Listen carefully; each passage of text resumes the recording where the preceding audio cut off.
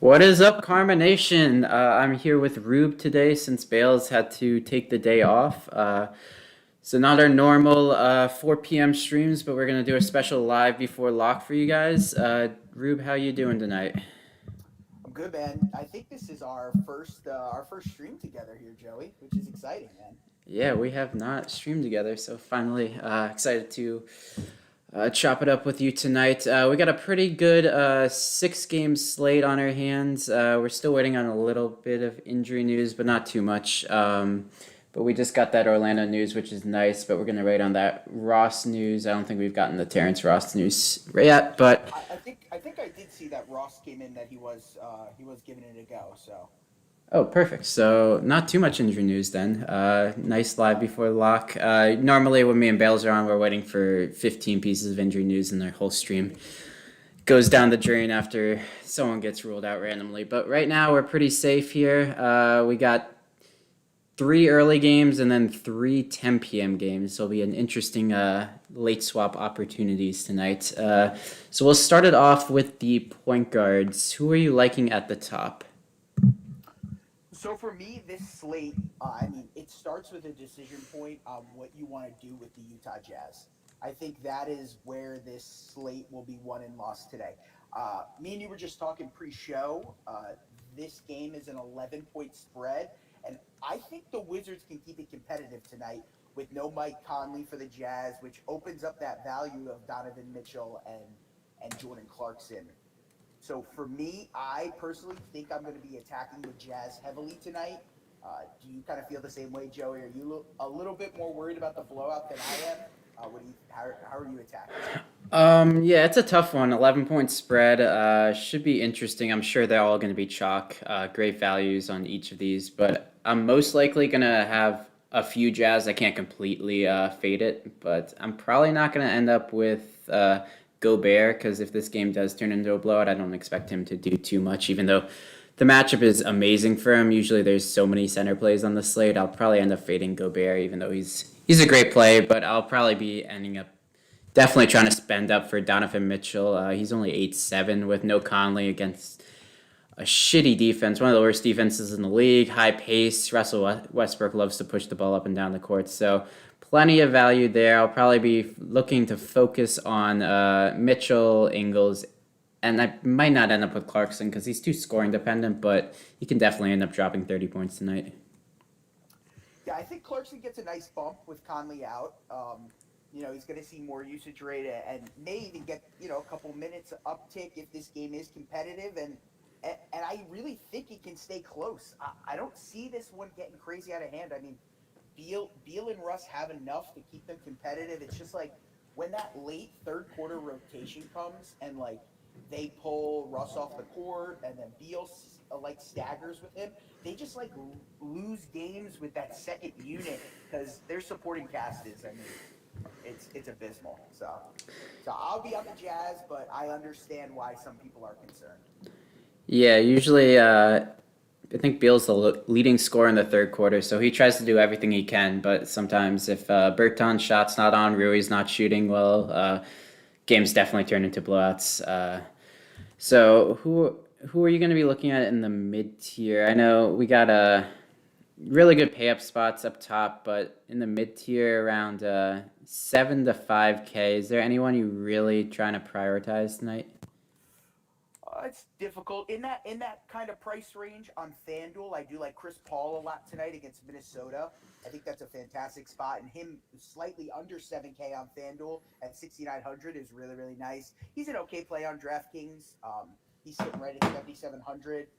For me personally, I think I'm attacking the Jazz guys, and then if I'm not going with them, it's either all the way up to guys like LeBron, who has point guard eligibility on DraftKings, or Russ, or I'll be going all the way down to who I think is one of the better value plays on today's slate, Chase and Randall, who is in the starting lineup today. Yeah, I definitely love that take. Most likely not going to be playing guys in that mid tier. Clarkson is point guard eligible, so if there is someone I want to play in the mid tier, but it's a great day to spend up or go all the way down, like you said, to Jason Randall. You did crack the starting lineup, you said? Did we get He that? is, yep. I He was announced. missed. He's in the starting lineup. I We missed have this. Randall, Fournier, Aaron Gordon, Aminu, and Vucevic. Yeah, definitely a Really, great really play. exciting with him in the starting lineup. Really exciting.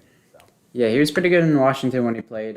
So at only 3-4, he's definitely one of the top value plays. So turning out to look like little stars and scrubs. Look like you don't really have to force Frank Ntilikina in. I really don't feel like playing him. oh man, But dude, he's 0 for 15 from the field in his last three contests. Think about that. is he I mean, really? that's how bad offensively he is. I mean, he is a non-factor, and then he's fouling out in like 15, 16 minutes. It's really incredible. I mean, it's something special to watch what Frank does in his limited time on the court. Yeah, but only 3K. Sometimes it's nice to take the shot on him, but with Jason Randall right there, you definitely don't have to anymore. Which I wrote up in my article because for the value plays, but at only 400 more, definitely can just go right up to Jason Randall. So we can move on to shooting guards. Who's your favorite spend up spot now? Spend a spot at shooting guard. I mean, it's gonna be Mitchell. Definitely want to consider. I mean, Bradley Beal and Devin Booker in this spot. Booker under 8K on DraftKings is it's definitely a nice contrarian spot and a nice pivot off of Mitchell if you think that game is going to get really out of hand and you don't want to be invested in a ton of capital into a matchup that you think could potentially be a blowout.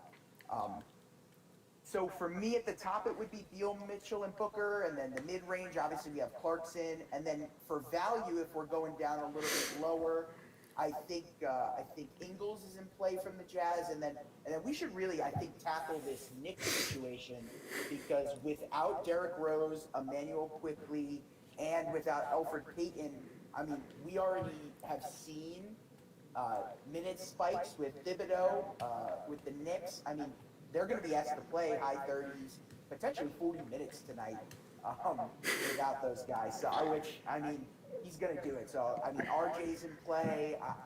Let me see which one of these guys.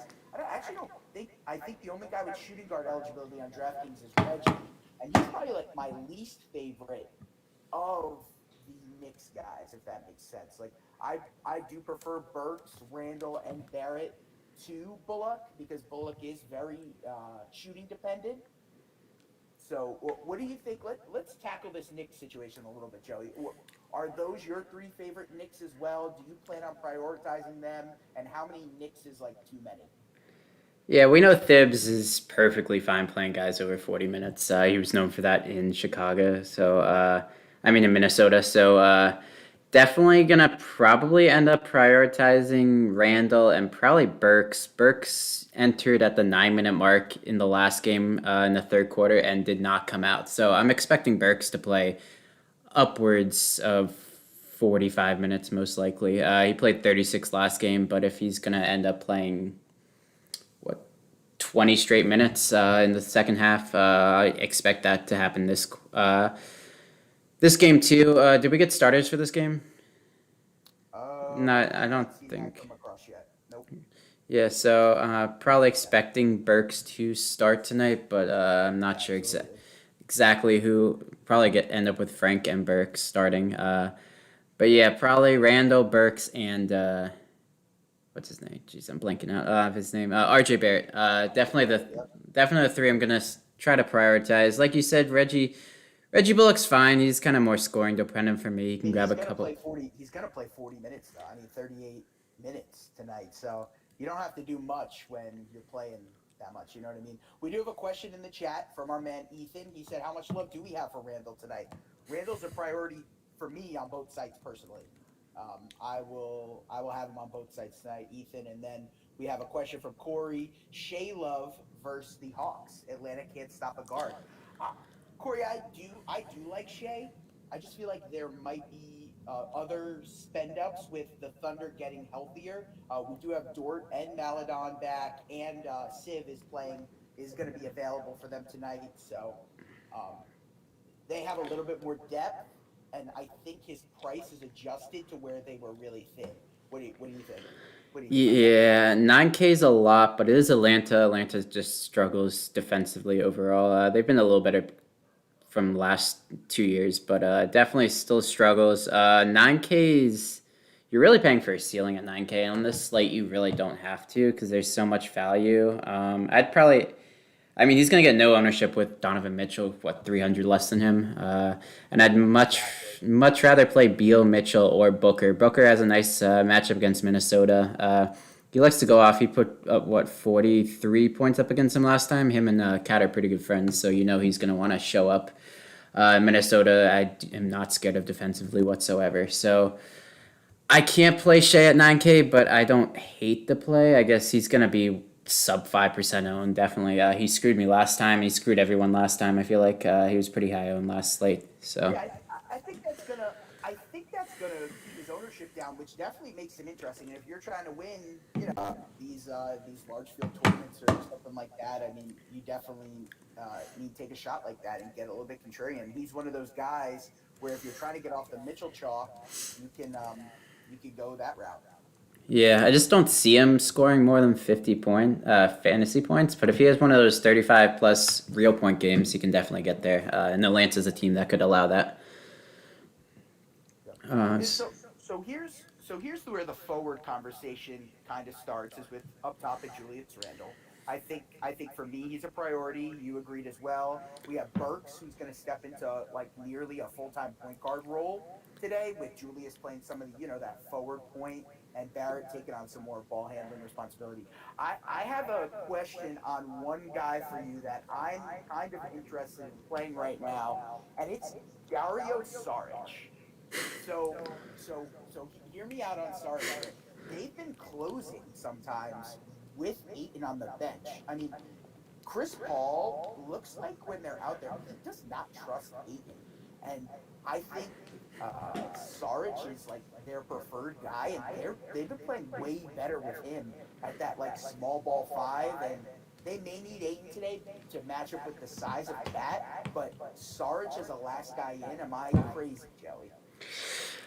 at 4 or 5, if he's gonna get you 25 minutes, it's tough. But I don't mind the call on in large field GPPs. He'll probably go low own like normal. I hate wasting a center spot on him. I wish he was power forward eligible as well. But I don't mind that. Aiton is just, yeah, he doesn't seem like he's doing well offensively, and defensively he's pretty much a joke. You saw Jonas Valanciunas just destroy him the other day. So I don't mind the call if you want to get a little weird. Yeah, it's kind of a last guy in approach when I kind of plug in, everyone around him. I'm, I'm, Yeah. I'm really struggling to find plays, like really, really, I mean, attractive value plays outside of these Jazz, Knicks, and I mean, the Jazz, the Knicks, and then I guess, what do you call it? What's his name? Jason Randall, and then other than that, it feels like that's going to be like the chalk today, right?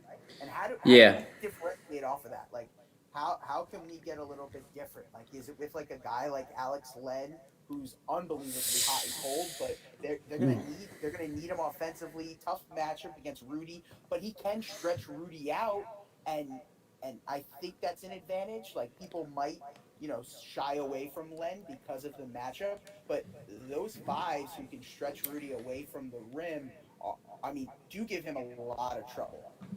Yeah, he definitely struggles with that, but we know Lang gets into foul trouble pretty easily. Yeah, that's So, exactly what I would be worried about. but Getting into foul trouble with Len. at 3-4, you're not asking for a ton. He put up 33 last game in 24 minutes. I just hate his minutes. Sometimes he just doesn't play the whole second half. He'll start and Yeah, I then mean, they'll he's just as he's change. as he's as hot and cold as it gets. I mean, Yeah, if you that want to take, yeah, you can take the chance on him.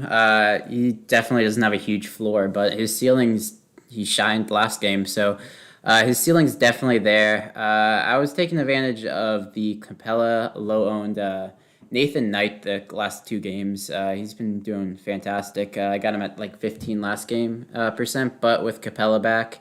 They did announce Nathan Knight was going to play the backup center minutes. So if you want to get a little weird, he won't play 20 plus minutes, but I assume he plays 15 to 18 minutes if he's getting the backup center minutes.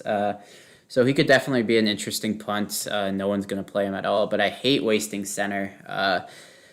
because center is just so valuable these days. He can really make and break your lineup, especially. I don't play FanDuel, but especially on FanDuel, where you can only play one of them. But there's not anyone like I truly love at center, so it's definitely a worth a shot taking a punt. Because usually the centers are there's like three or four I really want to play every single night, but tonight I don't feel that way. Julius How Randle, about oh yeah, how about a sub? How about a sub like 5% Nikola Vucevic as a run back to all these Knicks guys? What do you think about like pairing him and Julius together? Kind of probably getting off Mitchell in that lineup.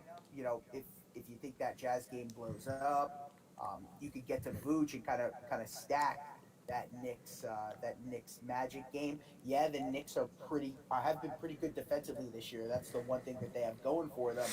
But I think Vooch could give them some problems, and people are definitely going to shy away with Orlando getting a little bit healthier. What do you think about him as like a really low owned contrarian run back to the Knicks stuff? yeah, he's definitely gonna be low owned. I don't feel like many people are gonna run back. Maybe I assume Chase and Randall is probably the highest owned on Orlando, but probably everyone's gonna play New York and not run it back. I mean, you don't need to run it back because everyone's gonna play 40 minutes, Yeah, but that is that you hit the nail on the head right there. I agree with and that. and people are probably expecting a low scoring because both Orlando and New York played a pretty low pace. I think both of them were bottom 10 in the league. So Vucevic is definitely an interesting contrarian play. Everyone's gonna play Randall just for 100 less if they're gonna use him in the center spot. No one. No one will think Randall's Vooch is more optimal than Randall, so of course he's going to get most of the ownership there. But I definitely love it. They do struggle against centers. No Mitchell Robinson for the time being, so there's not much. I'm not really scared of Nerlens and well defense. He'll probably end up try to get into foul trouble. He can't really compete with Vucevic, but with everyone being healthy, that does help his assists just because there's better shooters on the floor. So he could flirt with a triple double definitely tonight, like he has in the past. So on DraftKings, Joey, who would you be leaning more to prioritize, Jason Randall or Reggie Bullock? Ooh, good choice. I probably Assuming I have the other three Knicks as well. I mean, because this is in real time. This is something that I'm debating right now. Like these are my last two v2 swaps that I'm working on. Yeah, I'll probably definitely be prioritizing Randall just because you get him cheaper, and I already have three Knicks. I really don't want four Knicks tonight. I just don't like that game environment at all. Just because we're all playing them just because they're playing 40 minutes, but Yeah. 40 minutes doesn't. I mean, minutes do equal fantasy points, but we're not given. It's not like we're playing a high-paced game where it's not like Sacramento and Washington all over again, but just everyone's cheaper. It's still going to be a slow-paced game. You're pretty much paying a premium for Randall at 10K. I didn't want to pay him when he was like 9.5, but he's going to get 10 extra minutes tonight. He's cracked 43 of the past 5 games, so you really paying for a ceiling there, so you kind of need a ceiling from him and Barrett and Burks. So I'll probably end up fading Reggie Bullock. If I'm gonna play a fourth guy, I'm probably gonna end up with Frank Ntilikina, and I'm not gonna like it. But I'll probably be most likely gonna be playing Randall over Reggie Bullock 100%. If I have the other three Knicks guys, of course. Yeah, I can see that. So one interesting name, just as I'm debating these last guy in, and it kind of seems like I'm gonna go a contrarian route with my last guy in my DraftKings lineup today, just based on the salary that I'm getting left. How do you feel about a guy like Steven Adams today? They just played this Trailblazers team, and his minutes were a little bit down. He did get into some foul trouble, but before that, we saw 25, 35, and 31-point games out of him. But his minutes are really volatile right now because they do love playing that Zion small ball five lineup. Do you think Steven Adams is getting a little bit too cute today? At 5'3", since I don't love the center position like I normally do, I could definitely see myself taking a shot on him. Ennis Cantor defense is something I love to target the past 2-3 years. And I don't think you can run Zion against Cantor. It's definitely a nice up-pace lineup, but I assume they're not going to be running that a ton with Cantor just because if they're going to run Zion at the 5, I expect Cantor to because Zion's not a 3-point threat, even though he got what four. He was 4 for 4 in his first game, and everyone was terrified that he was going to be a 3-point threat. But what hit Yeah. 2 or 3 after that in the next 80 games. So I I just don't see them unless Zion had a three and try to bring him out away from the paint. I just don't see them not trying to force Steven Adams at the five just to compete with Ennis Cantor. Because if they put Zion at the five, I feel like Cantor's just gonna have what a 20. Probably won't put up 20 points, but he can easily have 20 rebounds tonight. So Yeah, and I think Adams' minutes were down. I'm gonna pull up. I'm gonna pull up the popcorn machine right now. I just want to check on that. See how many minutes potentially that Adams lost because he really is a guy that I'm considering pretty hard. Yeah, I mean he played. He lost some what do you call it? Some second quarter minutes, and then he had a really long extended run in the third quarter, which is really appealing. So yeah, I mean, Steven Adams might be my last guy in today, and you know what, it yeah, doesn't feel great, but it might be something I have to go with. how did Cantor do with Adams off the floor? Did he dominate? Because if he didn't do too well, I could Cantor see them. Cantor played the entire four. Cantor actually, wow, weirdly enough, they closed super small. Cantor didn't play a single minute in the fourth quarter, which is Interesting. surprising. Yeah, really surprising. Oh yeah, he only. I, I don't see any foul trouble. No, nothing. It's just they went super small. They went with Rodney Hood, Gary Trent, Mello, Lillard, and Covington to close. I mean, it wasn't even McCollum there in that close. McCollum is on Yeah, he the had. minute limit, so that's probably why that they couldn't close with him. If they're extending him a little, I don't think he's going to get extended today. I still think he'll be on a pretty strict, 25, 26 minute limit with them easing him back. It's crazy that we haven't talked about this Portland New Orleans game enough. I mean, Yeah, with just it's. how much it went off, are we overlooking it today, or are the Jazz and the Knicks just that much better that we have to prioritize them today? Even though the game environment is really really nice in this Portland versus the Pelicans matchup. I do like this game as a pivot off the chalk. I feel like if New York had all their players and we weren't looking at all the other chalk from the Utah game, this game would be 100% chalky, especially if CJ McCollum was out. Um, Yeah. which how many minutes he played? 16 minutes last game, right? Yeah, Or he 26. He actually got to 26. 26. Yeah, 16 fantasy points maybe. So yeah, if he's not gonna play 30 minutes, people are probably gonna be scared of it. I mean, if he's gonna get to the 30-minute mark at 7-4, it definitely makes an interesting play. I mean, what Dame just dropped 50 real points against him, so I expected him to be chalky, but at 11K, it's a little paying a big premium. You're kind of expecting another 40 plus point game from him, just real points wise. But I definitely love like some of those pivots. Like Covington's only 6'1". Definitely makes an interesting pivot.